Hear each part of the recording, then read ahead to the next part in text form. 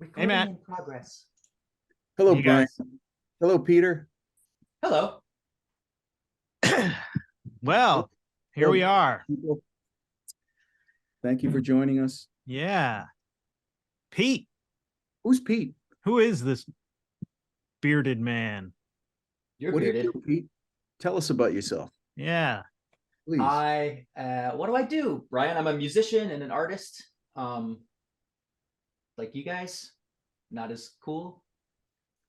Huh. Yeah, we'll be the judges of that. I think. Yeah. Uh-oh. Yeah. Stay in your Uh-oh. lane there, buddy. Yeah. All right. All right. I won't judge. Yeah, I don't know. I don't know what to say. I make art and I make music online. Awesome.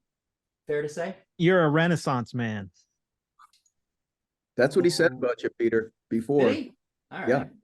Well, I think it's funny. My definition of that would be I'm a scatterbrain. I am interested in everything. I try everything and I can't commit. You're So if you're that's the you're the only one I know that is more like that than I am. that's why I think we're such good friends. We both Yeah. understand what it's like to have 1,000 Yeah. projects at once. Exactly. Yep. Yep. We can't not do it. No. And yeah, we're like, oh, that's cool. But wait, oh no, wait, that's cool. Oh, but look at this. Oh, but look at yep. And AI makes that much worse for me because now it's another Yeah, it's just it's can of another worms. thing to be fascinated with. Yep. So is that ADHD? Is that what the definition for that? Or I mean, because like if you look in the dictionary, No, you're right.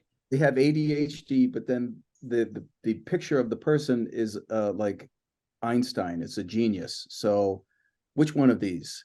ADHD, genius? The thing about ADHD is I don't know if that how conducive is that to actually getting things done. Very, because it's hyper focus. It's Okay. like Well, then yeah, maybe I it's have that because no, I you and I both do. I was reticent. What is that a word? I was hesitant, reticent. reticent, and hesitant to label myself that, just because I feel like labels don't very well, don't often do good. But knowing that about myself, I think, and knowing it probably about you, probably are too, Bryan. It helps us to understand how we can work within that box, not get down on ourselves for being a certain way, not expecting ourselves to be a different way. But yeah, it actually does go into the realm of hyper focus. And that's what I think you and I do really well. When we get into that flow channel, that flow state, we don't 6 hours. We didn't even know we don't eat. We forget to do all that stuff. But we are also hyper distractible. So that could be dangerous. It's just things to keep in mind. But yeah, I think you and I both are probably good candidates for ADHD. But I don't want to change it. We is what we is, right? Exactly. Who was the guru who said that? Popeye. I Yes. am one. Yep. The guru. Yep. Who was that guru? Sometimes I wonder if Popeye had kidney stones because spinach has a lot of the ingredients that contribute to that. Oh man, that could have been the death of him. Yeah. Who knows? I got a poem. Can I share a poem? Oh yeah, let's hear it. It's called Advice by a guy named Bill Holm, Holm. Someone dancing inside us has learned only a few steps. The quote, do your work in 4/4 time, and the quote, what do you expect waltz. He hasn't noticed yet the woman standing away from the lamp, the one with black eyes, who knows the rumba and strange steps and jumpy rhythms from the mountains of Bulgaria. If they dance together, something unexpected will happen. If they don't, the next world will be a lot like this one. Oh wow. Hmm. Wow, what a good intro to this. Yeah. If we don't learn to dance together with this stuff, the next world will look a lot like this one. Yeah. I say we just ignore it. Let's ignore it. Yeah. Maybe it'll go away. I'm not much of a dancer. Yeah. I thought we had to attack it with everything in our being. Oh, well, yeah. That's not what we That's Attack. Yeah, exactly. yeah. Yeah. Ignore it or kill it. That's what Americans do to aliens. Yeah. Every sci-fi movie I've learned, we just Yep. attack the alien. Yep. I have one small bit of AI news. Bring it. It's a good one. It's not scary, Matt. Thank you. Yes. Thank you. It for the first time, AI is now beating doctors at diagnosing pancreatic cancer. Wow. AI is doing what? It's better at diagnosing pancreatic cancer and Wow. than human beings are now. Well, I mean, Yeah. that makes sense. Yeah. Yeah. What you said about the, you know, detecting diabetes last time makes a lot of sense. It's just really good at pattern recognition, right? It's really good at prediction and pattern recognition. Yep. So that's going to save a lot of lives because it can diagnose earlier and earlier. So as Peter just referenced, can you just spell out that diabetes things again for people who weren't here last time? Yeah, so they took I think it was 18,000 people, and half of them had diabetes, half didn't, and they basically trained an AI on their voices, so it was able to start to recognize patterns in the voices of people with diabetes, so that it can diagnose diabetes by listening to a recording of your voice. Wow. You can call in and basically you could just talk. You can just write on your phone. Yeah. Just with an app. And what a that's the future I'm looking forward to. Yeah. Where you can just, you know, things like that are that easy, that accessible. Yep. I was watching another video today with I can't even remember. It was another really big name in AI, and he was predicting that AI will replace doctors much faster and sooner than it will nurses. They didn't think they had a problem. We're talking about artists and musicians, but now the doctors are sweating. Yeah. Remember when that was the safe job? Isn't that interesting though? Yeah. And a lot of all these white collar jobs. I mean, you said this last time, or somebody said this last time, so I don't want to rehash it too much. Yeah. But like, all fears aside, but heading towards a future where we don't have to do those things, we can do those things. You can still be a doctor if you like talking to people and like diagnosing them. There will always be a need for that, but you don't have to. I think we're moving to a place now where you don't have to do anything, and eventually maybe we will have sort of a, you know, standardized, subsidized kind of you know, income. Who knows? And then the robots just do all the hard work. But I think the point is, and you said this one time, Bryan, when we were talking, like, you and I are never going to stop being artists. We're going to keep making art because we love making art. We love the whole process. It's not just the finished picture that we're looking for. But there's a world where we don't have to do things we don't want to do, and the robots do the tough stuff. If we are an animator and I don't feel like in-betweening, I'll let the robot do the in-betweening, but I'm going to draw the keyframes because that's fun for me. Yeah, anyway, I'm excited about that idea. Right. I think you fall into the Star Trek camp. Yeah, like that. Yeah, like that one guy said last time. I really do. I can see that being our future. It makes sense to me. Mm-hmm. It's kind of similar, Matt, to that video that I sent you with the guy dressed in this. I'll have to send that to you. Okay. I'm really curious what you think of it. He basically goes through and talks about what the economy would look like in that situation, etc. And it's pretty different. Yeah. Yeah. And so Bryan's been sharing a bunch of stuff with me, and two of the things that he shared were two articles. And I'm relating this to what we're talking about now, because these articles were written by a guy named Tim Urban, and I'm imagining he sounds like a real smarty pants. Like this is a scientist coaching his words in such a way so that a layperson like me can get the complexity of what he's saying. And so what he appeared to come share, maybe we can put the links up, chat. I can do that too, Bryan, if you want. Yeah, I can stick it into the video after we're done too. Okay, cool. So I'm just going to reference the first article, in which basically he shows a graph. There were several things about it, obviously, that got my brain hooked on. One of them was that we are in this place in regard to the three levels of artificial intelligence there's AI, artificial intelligence, then there's AGI, right? You guys, I'm not sharing what most people already know. Artificial general intelligence, and then there's ASI, which is artificial super intelligence. And right now we are just before AI, which is not when he says when we get to AGI, general intelligence, will be like on the level of a 4-year-old of intelligence, but a 4-year-old with access to billions and billions and billions of behaviors and processes and terabytes of information. And so when we step into that place, there's, the graphs that they show are, it's like two poles. We go this way and it's Star Trek. We go this way and the, I forget the name of the AI entity that they've created this potential for being, it's called Trury. It was the name of an AI being that it just creates millions of little replicants of itself, places them on every square meter of the planet, and at a certain time releases a toxic gas that kills everybody, and then it populates the universe. Right. Right.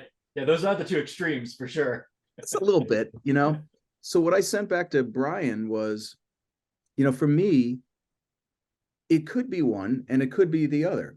And it could be a combination of the two. Yeah, somewhere in between, exactly. Right. There's going to be people who are in the extreme who want to use this to unseat somebody else who's in the extreme, or just anybody that doesn't look like them or worship like them. Right. And there's going to be people who figure out how to eradicate cancer. Right. Yeah. But this guy actually points it towards that Star Trek. That's interesting. So he's a little more optimistic about. Well, he says it could go either way, and he was actually leaning towards I think it's going to go this way, based upon who's running the train, Elon Musk. Yeah.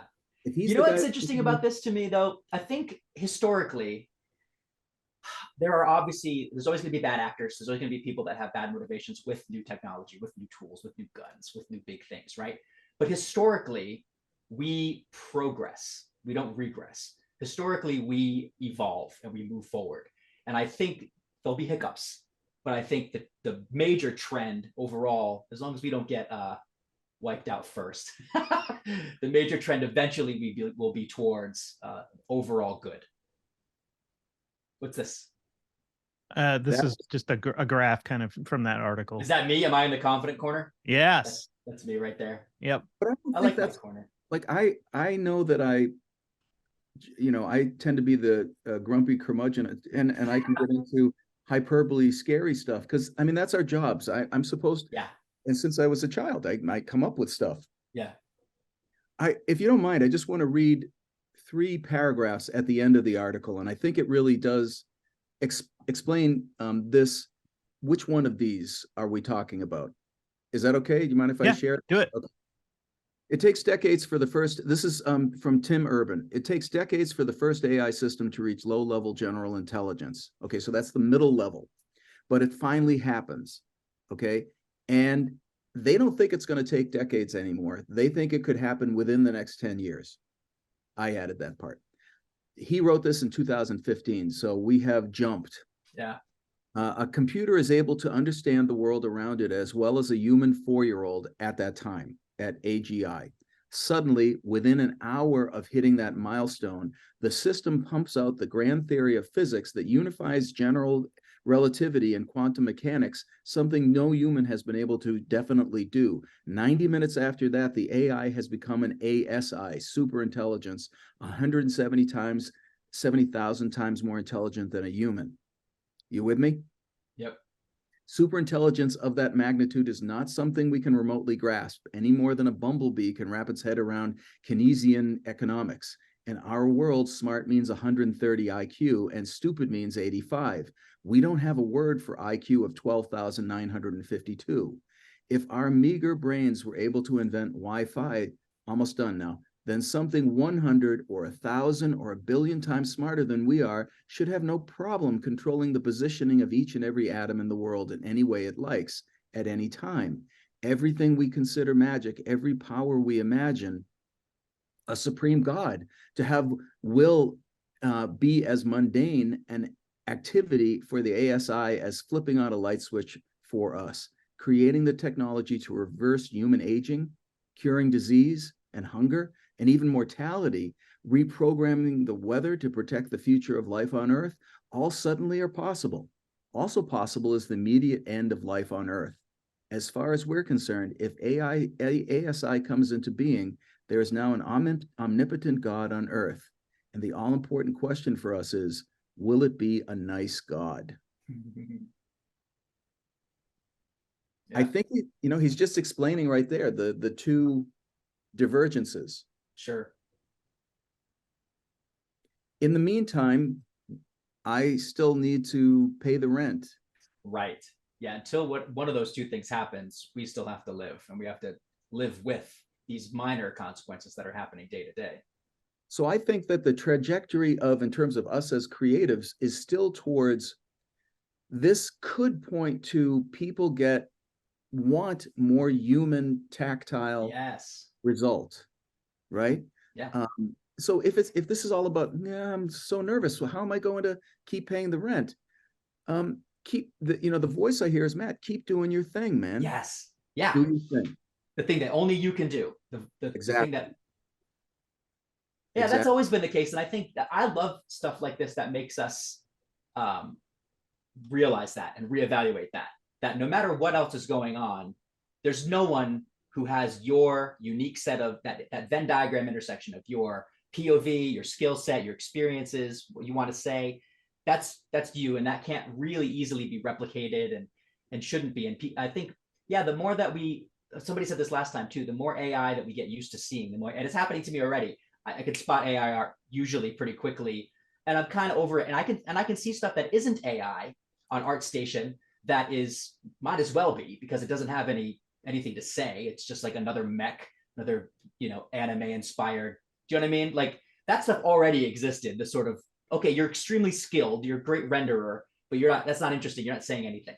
So I think where the three of us fall in, and Bryan and I talked about this for a while too, because Bryan and I have a little bit more of I haven't looked at a lot of your art yet, Mike. So I'm gonna have to, Matt, I'm gonna have to check that out. But anyway, Bryan and I have this very like childlike, rudimentary sort of art style, I would say. Bryan, would you agree? Mm-hmm. And so we, see artists kick our butt all the time in terms of realism and rendering and all the stuff that AI is good at. And I was getting sad about that one time, and Bryan reminded me, those guys can't do what we do. They can't make a really charming frog with a hat.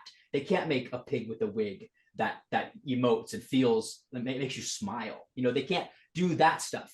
And so AI, I don't know. I don't think it's going to get to the place where, and even if it does, it doesn't matter. Humans will always want what we do, because that emotes and evokes something in them. They're going to smile when they see our work. They're going to chuckle. They're going to laugh.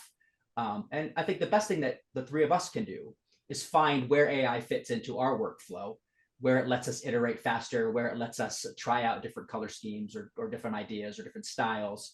But I don't think any of us are in the business of putting out a finished AI image. I think we're always going to want to be the ones in control of the image that comes out of us. We'll just use it like a Photoshop filter, or like any tool in Procreate. Just another step to get us closer to the thing that we want to do. Yeah, I hear you. AI is kind of forcing this kind of conversation, isn't it? Yes. Yeah, I love that. Yeah, and it, like, what is it about? What is human creativity? What is human art?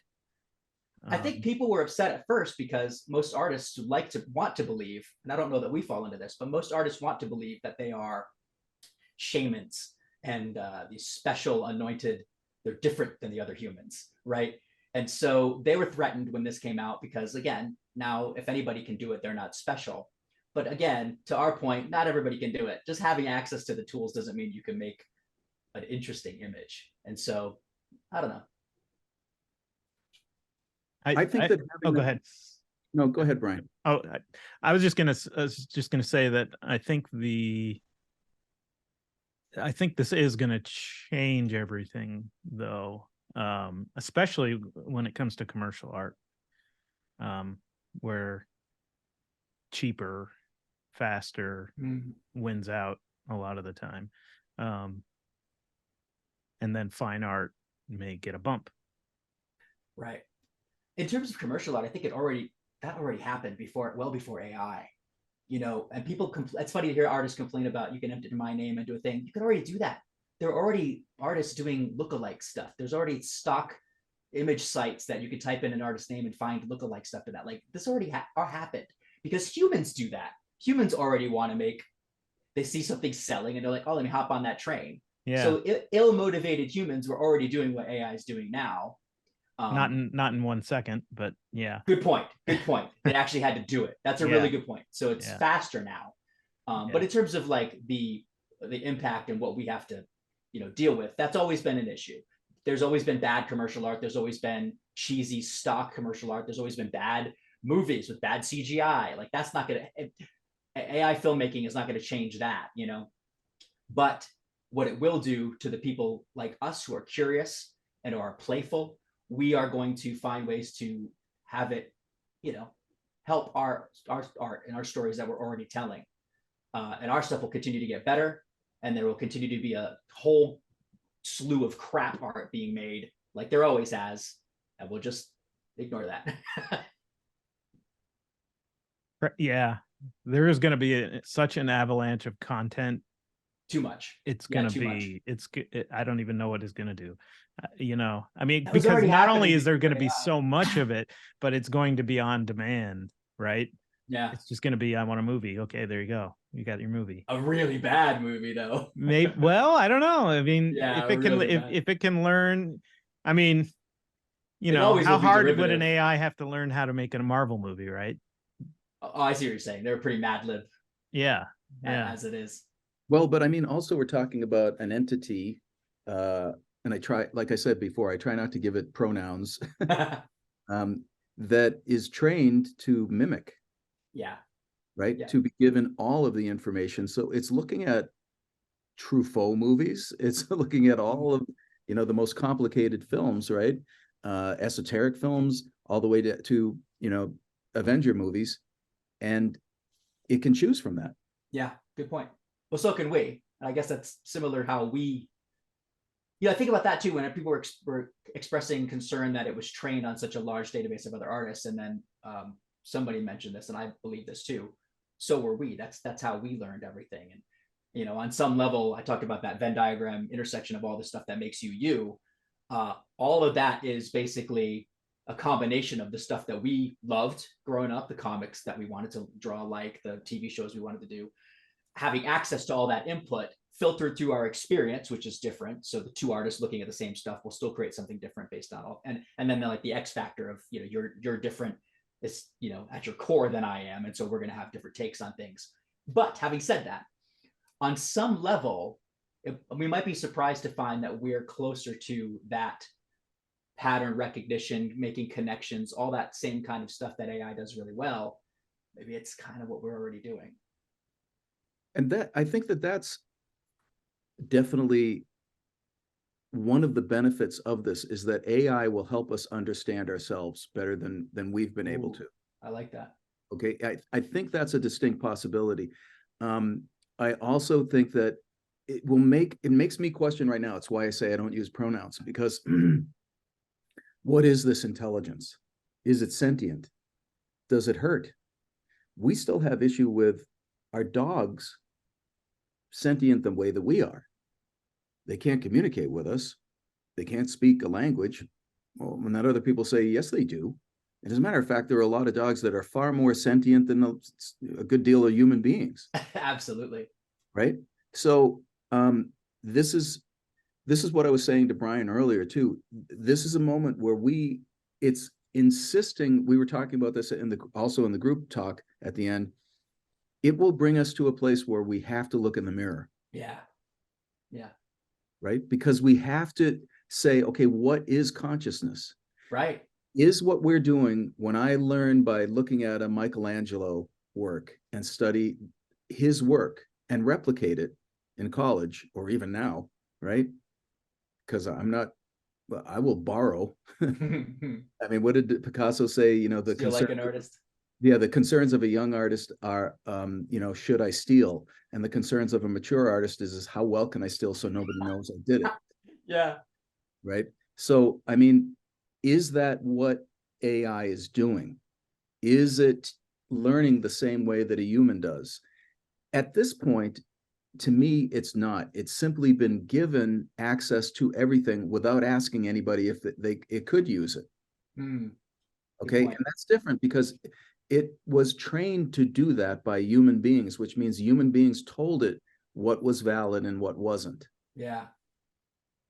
Okay. So it's a different thing. And we have to have this conversation. That's Yeah. why I'm so happy to be a part of this conversation, because when are we going to, who's having this conversation? Yeah. I mean, is the guy that got fired at OpenAI? Sam Altman is definitely having this conversation. Is he? Okay. I think so. I think Sam and Ilya are some of the, from what I've seen anyway, they do have a conscience about this. They do have a moral compass about this. So luckily, right now at least, the people in place want what we want. They want to ask these questions. They want to make sure we're doing this responsibly and we're on the right path. I also find it interesting. I think what we're seeing now is maybe like a proof of concept of AI. I don't think this is AI. I don't think this is, we keep calling it that. Yeah. So this is like a proof of concept of it. This is like really fast calculator. Basically. Yeah. Yeah. It's showing what's possible. Bryan disagrees. No, I've tried, Bryan. Like it's really not. We're not there yet. We misnomer it as intelligence. It's just pattern recognition and prediction. All it can do right now is predict and pattern recognize. That's not true. That's not just what intelligent is. Yeah, I think that though that we're not playing with whatever the latest is. True. And a lot of experts it's hard to get them to say whether or not it is or not. They won't commit to that. Even if it isn't, right now there's such a discrepancy between when it works well and when it doesn't work at all. Right. Yeah. That you would not get with it's definitely early on. But whether it's yeah. That's why I say it's not intelligent yet. Yeah. Well, that's why I hope it is a really fast calculator. But from the things Bryan has showed me, and then I've did the little looking I'm doing, it appears, that's my concern too, is like you were saying that, you know, Sam and Ilya, these are compassionate people who are, I think so. Is vast, and that it is in the hands of these people, and I don't know them. Right. But I would hope that the most compassionate, the elders who have had their knees scraped and have the Mr. Rogers and Mother Teresa's of the world are the ones who are considering this issue and working with AI, but I'm not sure that they are. And when they say too that, you know, governments around the world are trying to create AI as a weapon, and there are, you know, there are people in business who are trying to do the same thing. That they're certainly not Mother Teresa and Mr. Rogers. Right. So that's my concern is, okay, I hope you're right that Sam and Ilya are really emotionally intelligent and caring, because this thing, if it goes sour, is going to go sour really bad. Yeah. It also could go into Star Trek. It's gonna, you know, I think it's gonna be both. Yeah, I think we're gonna see a little bit of both before we finally land on something. And I think it's gonna take people like us, in addition to people like them. It's gonna take people at every rank making sure we keep this thing in check. Because here's the thing, we're gonna be given this gun, and we're gonna have to decide how we use this, you know. And I think unless it uses us. True. True. Yeah, I mean, a gun doesn't have a gun can't decide to. Right. Well, that was a quote that was in the second article that simply said human beings are the infection spot to the universe, the AI. We're the ones it jumps off of to go out and affect everything else. I mean, that's not the Star Trek version of this, but sure. I do have a concern. I'm a little bit hesitant. I've already showed this image, but it's a drawing that I did that I showed my students. Bryan, I showed this like 3 or 4 weeks ago. But like I don't Okay, so I'll be promoting myself. Are you guys comfortable with me Yeah, showing? of course. Go for it. Of course. Yeah. Okay. So this is a piece of art that I did for a book called Black Belt back in the late 1980s. Hold on a second. Let me just open it up. There we go. And, you know, I've shown it to students along with other pieces of work when I'm trying to talk about, sorry, portion of screen. That's it. There we go. So when I show this to students, you know, I mean, I'm not shy of being a ham. You know, of course, I want people, oh, look, you're great. You're so good. But at the same time, I'm trying to talk about camera angle and which is the where the viewer is looking from and the way the eye is splayed. So is it a convex eye like a human, or is it a convex eye like thinking maybe a gerbil? You know, so that it spreads it out from the center out or from the outside in. You know, is it convex or concave? So this is why I'm talking about this. And what was interesting to me is I shared this a year ago, and maybe it was just me. Maybe I don't know. I was just a curmudgeon that day, or I had bad breath or something. But the response to it was really blasé. And when I hadn't really seen a lot of what AI could do at that point. And now I'm saying, do I make that connection? Have students come to a place where who gives a crap? And they're that way about a lot of things, though. Yeah, don't take that personally. No, I know that's why I was saying, like, you know, jokingly, like, was it my breath? Sure. There's been plenty of you know, classes where it's like, wow, this is going to be a slog of 5 hours with these guys because they're all just really bummed out about the world in general. This felt different. Okay, so maybe that's just me reading in something, isn't it? But do you get what I'm saying? Like, yeah, but think about this though, Matt. Like when you did this piece, not a lot of people were doing this. Not a lot of people were experimenting with really out there camera angles and really cool perspectives in comics or in this style of art. So back then, you were like kind of on the cutting edge of this stuff. We've had, you know, 40 years now of looking at art this good, even without AI. If you take AI out of it, showing this to a modern audience, they're going to be like, yeah, this is X-Men 32. This is what, you know, like we have, you know, a long decades now of seeing people work this way. When you did this, very few people were pushing viewpoints like this. And so that's why this was so hard for you to do at the time, because you didn't have a lot of things you could look at reference wise to see, how do I accomplish this? You were, you know. So like when you see the shape here, I forget what a 6-sided shape is. This is septagon, something like that. To put that, like, so I know if this was somebody else's piece, I could talk about it without being self-conscious. But what I'm saying is that's not easy to put a septagon into not just three-dimensional, but curved. You're doing a curved perspective. Absolutely. No, that's what I'm saying. This is like Olympic. You're like flexing your art muscles here. Yes. At a time when not many people could do this. Right. And they didn't care. Yeah. Now that's not happened before to that degree. So that's why I was saying, like, okay, you're saying, okay, I think it would have happened without the AI anyway. I think it would have happened just because, yeah. So many people are doing this. Now, yeah. Now, okay. All right, I'll stop sharing. No, I think the point of us three talking about this is to do exactly this, is to show our own work and talk about how it's affecting us. I think if you're shy to show that stuff, then we need to change something about how we're approaching this, because we should be sharing this work with each other. You're right. And I think that is, this is an elder talk. The people in their early 20s and the late teens, this is, whether they know it or not, this is valuable to them, because what we're talking about is this is a way of life to do these kinds of experiments.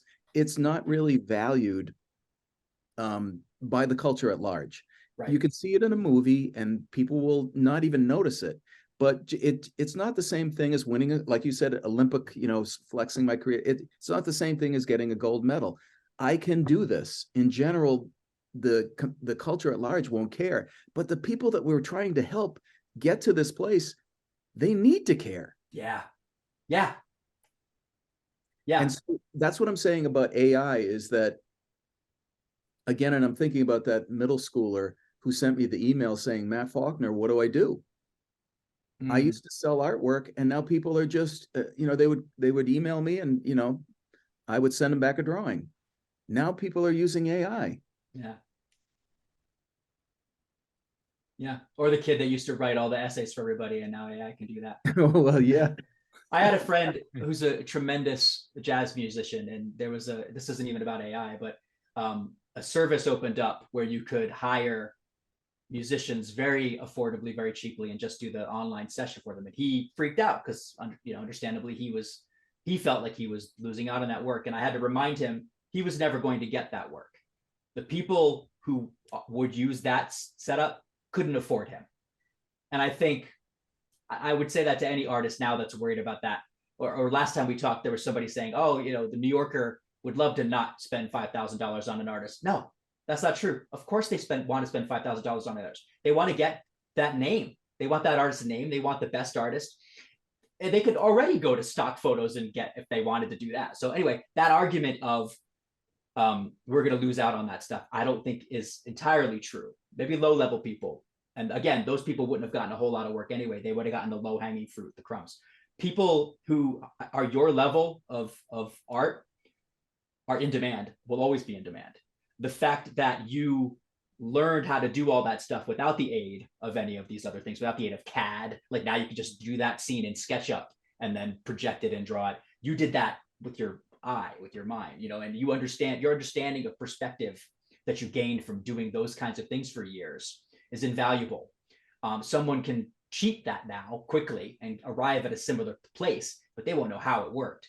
They won't know. I was watching a speech with Kim Jong-gi. Oh yeah. Yeah. And he was saying when he's inventing a scene, he imagines tiny versions of himself running out into the scene and looking at it from different perspectives. You can't do that if you didn't do the work that you did. If you didn't build the muscles that you've built with perspective and understanding that stuff, you can't send out the tiny. Is he the guy who just died? Who's Kim Jong-gi didn't die? No. The Korean guy who does the black and white ink work? Did he just die? I hope not. We talking about the same artwork? Yeah, type in Kim Jong-gi, G-I, the last name. I think that's him. Oh, I hope he didn't die. He's one of the top. Yeah, I think he's the guy. Yep, that's him. He died of a heart attack last year. Are you joking? Oh yeah. Yep. Freaking genius. Okay. He's incredible. His ability, wow, that's really sad. I only recently got into his stuff too, so it feels like. Me too. Over the past year, I'm going to flash one of his pieces of work too, because he's a really good example. He actually makes it look seamless, and I don't really see him as a person who he's like, it's just coming out of him. He's like a Mozart of imagery. I agree with you. And that's because of decades of just doing it. He's been doing this since he was 6, he said. Okay, so I'm gonna put this one up. Yeah, sure. It's like, wow. Yeah. So this is what I meant, Matt. I was saying, like, AI or not, like, if you're speaking to a classroom of 16 to 18-year-olds or 20 or whatever it is who have grown up looking at this stuff, it's going to be hard to impress them. Right. But he actually makes it look like he's used CAD too. Right. But he does in his brain, right? He has such a great understanding of volume. Right. Now, maybe he has worked with CAD in the same way that he hasn't. Maybe the Ang, like Ang, they say Ingre, the great sketcher and painter from the mid-18th century. He's brilliant, but they said that he worked with a camera obscura during a large part of his career. So he was influenced by the technology of the day, but I'm also learned that he stopped using it, so that the technology and his skill level. Well, I love that. That's a great. That's what we should be. That's what we should be aiming towards, right? Yes, right. I mean, there's an example right there of to me, it's the same thing as Kim here. Yeah, right? I agree with you. And the technology disappears into the artistry. Yes. So if this is where AI goes, then we are all going to learn from this. Yeah. This is how we're going to transform. yeah, find a way to devour it, absorb it, and then still put our fingerprint on it, still make it our own. I've been thinking about that a lot. Yeah. What's that? No, I was just going to say, this is what, again, this is why I so very much appreciate this conversation, because I can bring the curmudgeon to the table so easy. And I know that there's a, like I was always pushing back. Don't use Photoshop. Don't go to the library and get images from books, right? And Bryan and I have had this talk, and I'm like, that's just sour grapes talking right there. Well, you're limiting yourself for no reason, right? Because I know what I know, and I like what I know, and I know what I like. Nobody ever learned anything from that formula, right? Good point. Really good point. But So, the good side of things is your depth of knowledge and your depth of experience that melded with this is a superpower, because you're starting from a place that no 22-year-old's starting from. right. And then for me too, like Bryan and I were saying, like he does murals now, right? But he had done a lot of work through electronics for like 25 years, right, Bryan? Mm-hmm. Right.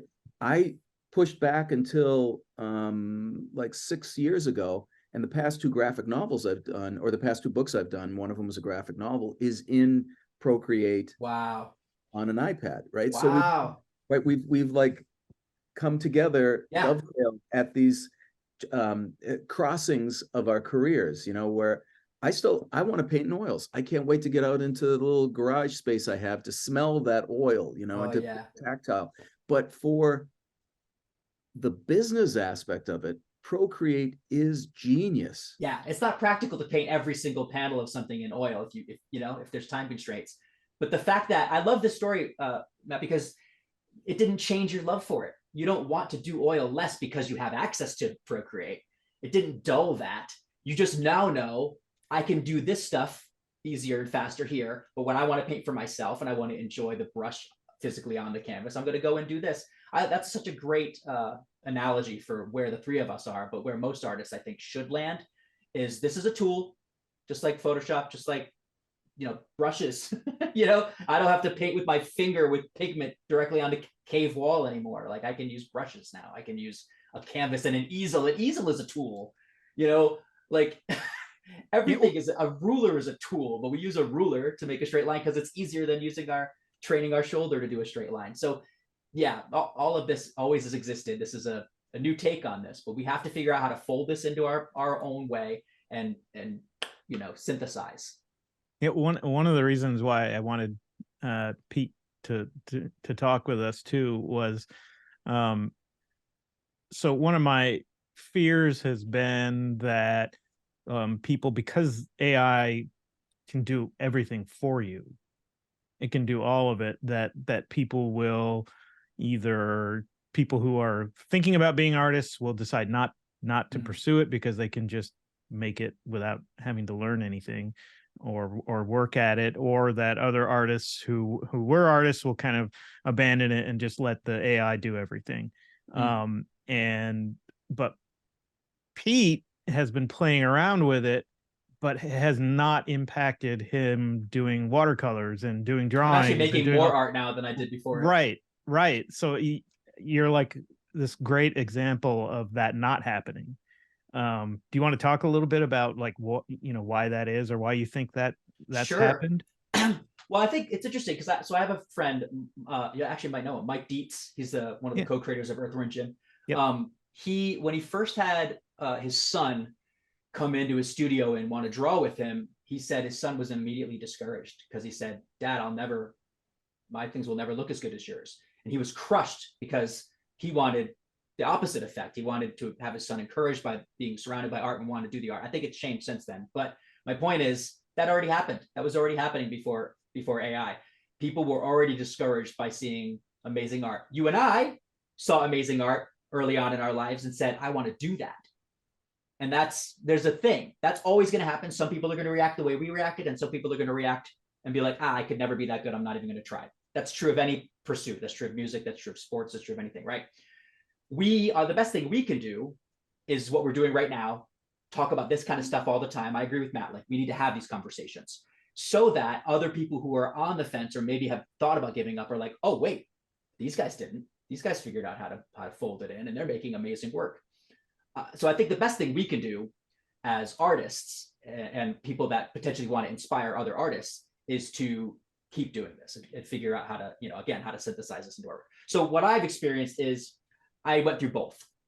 I, blasted through all my credits on Midjourney within the first night of having access to it, generated thousands of images. I'm up to like almost 20,000 images on Midjourney at this point, over the past like year. And if I scroll through what of the stuff I've made, it does leave me with an initial sense of, what's the point? How can I compete with this? How can I make imagery this cool, this fast, right? But then I moved to the other side pretty quickly of being inspired by it all and being like, that's not exactly how I would do it, or that's not. And then I want to make my own version of it. So I pull out watercolors, I pull out a sketchbook, I do something. I've been drawing, my sketchbook is full of my interpretations of Midjourney art that I've created. Because again, they'll spark me, but it won't be exactly right. It won't be what I see. It's like looking through someone else's sketchbook. I didn't draw that. I'm inspired by it, but I didn't make it. And there's still that part of me that wants to make it. I want to be the one making that image. So for me, so far, I've gone through the whole spectrum. But where I've landed is I'm more productive now. I'm more excited. I'm finding out how to use this AI to iterate quickly on ideas so that I can get to the point of something quickly. It's like I use it the way that a traditional artist would use thumbnailing, So that's where I've landed. Yeah, I've found that for me, like when I've used Midjourney, or I use Dolly more than anything, just playing around to see what it does. Yeah, I have this initial fascination with it, and it's so fun and cool and interesting. It never gives me the same thing as something I made myself. Right. I love that. That's exactly right. Yeah, it never does that. It just, at some point, it's just like, okay, I love that. It's a dead end for me, But that's a great feeling to lean into, that reminder that you're going to feel a different way when you've made it yourself. Yes. So Peter, I'm sorry, Bryan. Go ahead. No, go ahead. I'm done. Do you feel like you're being supported in your position on this Zoom talk? With the two of you? Yeah. Oh, absolutely. Okay, good. Because that's one of my concerns. I know, because what I'm going to share with you right now is something I've actually talked with Peter about, Bryan about before, is like in teaching, one of the things that was really important to me was that people, and this is on the collegiate level, that the real work is to get to that inner door, the threshold on which the other side is where all of the other characters in the worlds that we want to build live. And there's a gatekeeper, if you will, call it the muse or whatever. And in my work, I found that, this is really a worldwide condition of creatives. Some people throw drugs at it because they can't get through the door. Wow. Right. And that's what writer's block is. There's a little muse over there with the key at the door, and it like won't let you in. Sorry, you're not worthwhile today. Just go look at Instagram or whatever and eat some potato chips, because you suck, by the way. It depends upon the language, right? And so I've led meditations recently, or actually for quite a while, of, okay, look, we've got to imagine that door, imagine opening the door, and imagine, because I've actually, we mentioned a guru at the beginning, I actually spoke to a spiritual person about this, whatever you want to call him. I don't think it was call himself a guru, and he said, yeah, what happens is that when people do drugs, they're essentially throwing a grenade at the door. Oh, wow. Blows it off of its hinges. They understand this in meditational traditions, right? And he said the problem with that is that when you open and close that door, you want to be able to open and close it, because there are things on the other side you don't want to play with. Wow. You need to have the strength to be able to work with the muse, not intoxicate the muse, so that you can open up and let anything come out. And that's why people get, overwhelmed by drugs. All of a sudden, all of this crap comes out. Yeah. So the finish of this is that's what my concern is with AI, is that students will go to AI first rather than going inward first and doing that hard work, because it is really hard. And there's I mean, I'm not saying anything that you guys don't know, and like one of the things too is like the first 20 minutes of sitting down, there's that voice is really strong. Oh yeah. It's like sitting on my shoulder. You suck. Other people are much better than you are. And you're a phony and everybody is going to know it, right? After 20 minutes, that seems to quiet down. And all of a sudden, if I keep my focus, the things that were really important to me, I'm trying to work with a story, work with a character, that starts to come out. And that's actually meditational process too. The first 20 minutes suck. My back hurts, my legs are killing me, right? So yeah, I love that. but when you've heard this, do you see what I'm saying about the concern about Absolutely. I think that's always been there. Again, I think AI is maybe making us look at this differently, but I think that has always been there. It's always easier, like any student, they get interested in art because they see imagery that they want to make. But then the reality of, like, whenever Bryan and I have this talk all the time, whenever somebody sees something that you do and they go, oh man, I wish I had that talent. That's not what they're saying.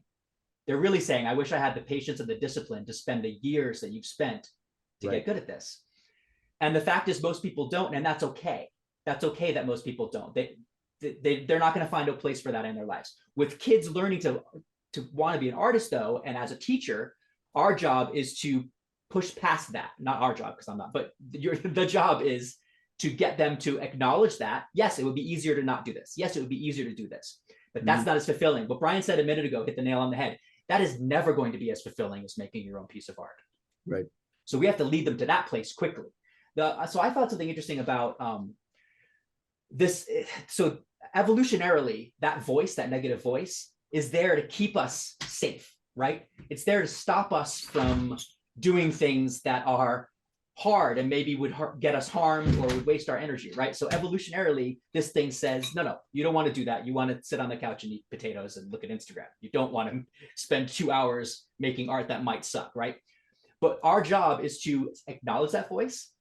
Thank you, voice. Thank you for trying to protect me, but I got this. I don't need you. And then gently push the voice aside, because we know better than that voice. We know that we're going to get to the good stuff. We're going to get to the really fun stuff by being playful and exploring and being creative, right? And taking those risks. We know that those risks are important to us, but evolutionarily, we shouldn't be taking risks. It's dangerous for us. So that's always going to be a thing. Whether AI is the reason to not, or whether just seeing somebody else's art that's overwhelming is not, whatever that reason is. So I think, yeah, again, Matt, like you keep saying, having these conversations is super important, because other artists who are on that threshold need to see that this is a real thing that artists struggle with even before AI. You struggle with it when you sit down to work on something. You say, is this worth my time right now?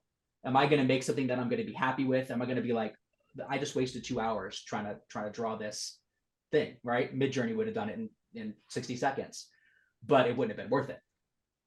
So yeah, I think that's always been the case. And we have to push past it. We have to get to a place where we, and then anybody we're trying to inspire or encourage, understands that it is worth it.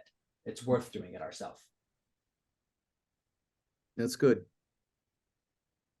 Yeah, I see that, to me, this conversation has to be taken on the road. It should be we should be a parade at the Callithumpian parade. Get some parade permits and get out there. Get out there. Right, to colleges. Well, I agree. Yeah, I totally agree. I think that this sort of a discussion with a group of freshman art students would be perfect. Yeah, I mean, really cool. well, not even that. It needs to happen with where we're at right now. But that's why even the distraction of the two poles, Star Trek and Skynet, of AI is a distraction to me, right? It's a reality, and I can get involved in it. And Bryan will tell you, like, that's why I keep asking him, is it when he shares things with me, and lately it's like every day, which is good, Bryan, keep doing it, please. I need to develop equanimity about it, because it gets in the way of actually me doing my thing, which is what the really healthy voice is always saying. That there's the critical one. They're both there to help, but sometimes this one is a little meaner than the other one. Right. But the supportive voice is like, hey, yes, this could go off in a direction, AI, which I have no control over. Right. What I have control over is how I'm going to spend my time. I love that. I love that, Matt. That's exactly right. I mean, the truth is a plane could land on our head, right? At a point, like we can't, I always find interesting, this is a little bit of a tangent, but we literally see our nose and our eyebrows all the time, but we ignore it so that we can, get past that. We feel our clothing on our skin all the time, but we ignore that so that we can dull those messages so we can get on with our life. We know we're going to die all the time. Memento mori. Like we know it, but we ignore that so that we can actually get stuff done. So I feel like the doom aspect of AI is kind of what you're saying. Yeah, maybe that's the case. Maybe that exists. We could do our best to try to shape it, try to make sure it doesn't go that way. But ultimately, we have to make art each day. Like that doesn't affect that. So let's figure out how to do that, right? Yeah, and I think, well, were you going to say something, Brian? Well, I was just gonna. I would be curious to hear how you guys would, in this burgeoning age of AI art and graphics, how you would advise young people who want to be artists but are thinking of going into like, working in an animation studio or being a graphic designer, etc., when it's looking like those jobs are going to change drastically or go away. What do you think, Peter? Well, I think again, my go-to answer is it's always been the case. Those were never safe jobs. Also, I taught animation at the college level for a little while, and I had the same thing where students wanted to get involved in this until they realized how much work it was. Until they realized, like everybody wants a Disney job until they realize they're drawing Goofy's hand 160 times, and then they suddenly don't feel so great about that job. I think this is actually exciting to me because if we go where we're going, AI is going to help us do the things we don't want to do so we can do the things that we want to do, that we want to spend our energy on. In terms of how it affects studios and things, I don't know that I ever would have advised somebody to get into that. I think I always would have said, make a film. I would have probably advised a student to, take classes, get good, learn what they can. But then, if you're going to take a job, it should be because it's going to help you get better at the thing you want to do. But I don't think those jobs were ever super safe to begin with. Yeah, but a great way to learn how to make a film is to work on a crew making a film. That's what I was saying. Yeah, like use it as the tool. Right. Sure. But the entry point into doing that, those are going away. I see what you're saying. Yeah, I see what you're saying. And maybe that's okay. Maybe the new entry point is make a film on your own, put it on YouTube, grow an audience. Maybe it's just different. I'm not saying that's the case. Just so many people are doing. I mean, you talk about the YouTube degree, right? And the economy of the internet, and so many people. And I've been like, I can't use the word curmudgeon. I have a friend who has, over the past 10 years, really developed this incredible income source of selling their artwork online. And I could be critical of it, like, oh my God, I keep all of it. How can, this is not right. And well, I mean, it's exactly what I'm doing. They just figured out how to do it without asking a publishing company to do the right. And so this is the stuff that I can't plan about what AI is going to do. Right. For me, what I want to keep teaching is go inside for the threshold, which is, I think, what we're all talking about here is this AI stuff is going to have an effect. It doesn't sound like, I think, Brian, what I'm hearing you ask is like, okay, what's the nitty gritty? Like, what are they supposed to do? Right. The parents have been asking that question since I started teaching. Yeah, that's my point. This is not a new, like, why should my kid be in this department? Where are they going to work? And I was like, they should be an accountant. No. This is not the place for surety. You have to have a faith that in something, both your instincts and it's not religious, it's spiritual, that there's something else. There is a guiding force. That's why I like to read the poems in here, because to me, there is an intention with this. This is where I also need to be careful too, because there are so many examples of society bumping into itself and a lot of people get hurt. And I know I'm taking it out like, Matt, that's hyperbole. Why are you trying to scare everybody again? But we know the examples of it. I know that you could have words in your head right now, and I don't want to go down the route of which ones are we talking about. But my concern about this is, how is this going to get worked out if all of these jobs go away in a period of 6 months because they've figured out how on Netflix to use AI to create a movie? Somebody comes home and they sit back and they put up their feet, and they, like we said, I think in the past call, you just plug into Netflix and you say, I want a buddy movie with adventure stuff and it's PG-13 and I want it to be an hour and 47 minutes long and I want the lead actor to look like this. Yeah. And it can make it in 7 minutes. And it'll suck. I mean, that already happens. You already see no, hear me out, Peter. Like, sure, there will be people who won't know the difference. That already happens. So there's already, yeah, but all the people who make those bad Pixar. movies, yeah, all those people that make those movies, though, what do? Are out of a job. And that has an economic effect. If you're in LA, that's tens of thousands of people out on the street. So your point is this could what I would say rolling effect. So you're different industries. Mm-hmm. Because my point is those bad movies already existed, but your point is, yeah, but people made those movies. This is the So this is the scary aspect of this, and I just want to also balance where, like, yes, this could be Star Trek. It also could be Skynet. You know what I mean when I say Skynet? Like Terminator and the bad version of AI taking over. Right. The Skynet part of it has already been shared. Like I keep saying, that middle schooler who is saying, I don't have any jobs. And what Bryan and I, we keep saying, this could eat its way up the ladder. So I have a question along this. Yes. I know artists that have made entire graphic novels with AI. How many of those have you heard of? And how many of those have you heard of winning Eisner Awards? But if the economy, if the people with the cash that actually can promote these don't have the taste to say that this stinks, we're going to keep on promoting the good stuff, right? It'll sort itself out, though. Free market economy will sort it out when nobody likes that stuff. Yes, I know. But in the interim, people are suffering. I mean, at a greater degree than they are right now. I mean, people are always suffering. But I think it'll even out, because I think, again, very quickly there'll be a backlash against the influx. It already happened. There was already, cookie cutter content being made well before AI, and some people will eat it up. Some people will love it.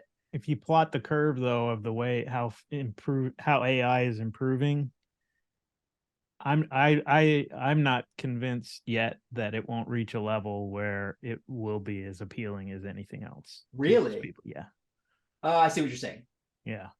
I see what you're saying. So it could study and learn how to do a Frank Miller graphic novel really, really well, and get to the point where it can make something that most people would be like, oh yeah, that's just as good.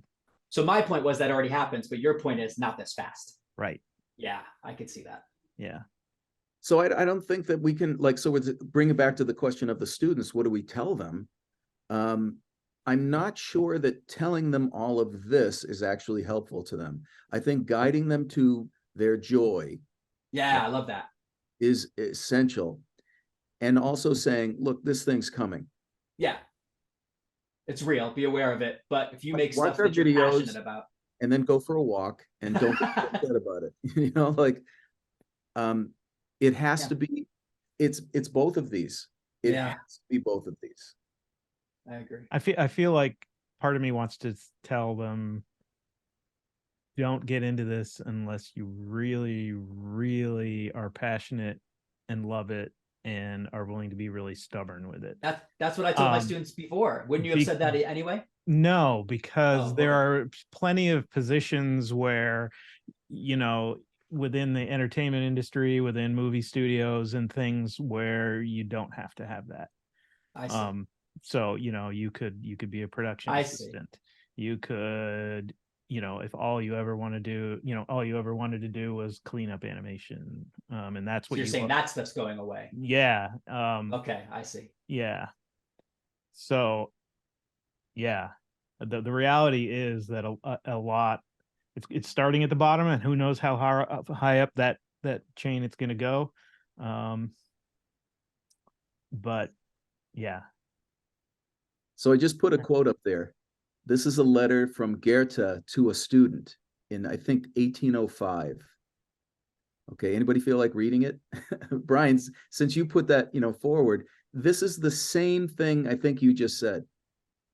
Okay. To live within limits, to want one thing or a few things very much and love them dearly. Cling to them, survey them from every angle, become one with them. This is what makes the poet, the artist, the human being. So if you got to draw that goofy hand 127 times, that's still what he's recommending. You have to have grit.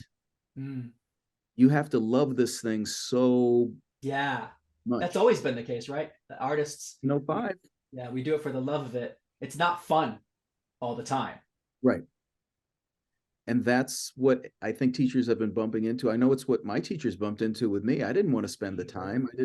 There had to come a time where my butt had hit the ground and I knew I had some gifts, and a mentor came along and saw what I'd already done. And he'd said, you could be a hell of a lot better than you are. Wow. And it pissed me off. Yeah. And I was like, shut up. Like, okay, show me how. Yeah, exactly. I was getting divorced. I didn't know where I was going to live. And he was like, okay, here, come over here. He invited me. I lived at his house for a while with him and his wife. Wow. And he was a painter. He knew how to paint in oils. I didn't. He knew the theory of color. I didn't, of actual boots on the ground color, not theoretic color. You know what I'm talking? You know what I'm talking. Absolutely. And that was like mana to me at that moment. Right. That's great. So I had to wait until I was in my late 30s. How I shouldn't expect a 21-year-old to go like, oh, you're right. I'll dedicate to this. No, that's a good point. But they need to be told it. It would be good to have this conversation. That's what I'm saying. Like, we got to take this on the road. Yeah. Let's get this together. Yeah, but your job is not to solve that motivation for them, right? Your job is to show them the possibility, and hopefully they'll take it. They may hear it and may not come back to it for 15 years like I did. Yes, I love that. Yeah, that's okay. I love that. I think we can help them find motivation, though. At the very least, I think helping like what I love to do is helping them figure out where they can be successful, and find out where the spark is and what they're doing, and then but then again, yes, it is. I can fan it, but if they're not going to run with it, it's not. I think weirdly, this stuff also has the potential of turning on a lot of people that might not have thought of art because they thought they didn't have any ability, and now they go, "Oh, there's a way. There's a version of this that gets me making imagery." I think well, there's so many things, right? My concern with that is the intention of the people who are creating it. And if I rely upon them or the potential for this thing to actually go in a healthy direction, I'm leery of that. It doesn't mean it's not going to. I don't control everything, but that's why I want to have this conversation so that we can keep reviewing this and actually keeping a thumb on the pulse of it just within our little sphere about creativity. This is the best place we can be to actually look at this. Everything else, is it going to be used to destroy all life? Or oh, come on. I won't get any sleep. And how am I going to paint? Right. Exactly. Yeah. Are you guys, I'm actually, I got to get to some stuff. How do you feel about the conversation? It's a good wrapping up. I think it was great. Yeah. I think this was really good. Yeah. I'm so appreciative for this. Yeah. Yeah. Pete was one of the first people I wanted to have talk about this. Yeah. With us. Thank you, Peter. Absolutely. You guys are doing a cool thing with this. I agree that this needs to keep happening. I'd love to anytime. Yeah. And we'll be doing the group things again too. So also, nice. Bryan, can we show some of Peter's work and how to access him? Yes, I'll put some images, or Pete, if you want to send me anything you would like to, if you're comfortable with just tagged on stuff, the end, I'm fine with that. But okay, if you'd rather I do it, I can do it. But also like a website, how you monetize yourself. And what is your website? It's just daspd.com. daspd.com. daspd. We still got to get the Das Wiggy thing going. Das Wiggy, I love that. Yeah. Well, thank you, gentlemen. Thank you, everybody, for being with us. Yep. All right, peace out. Peace. Later.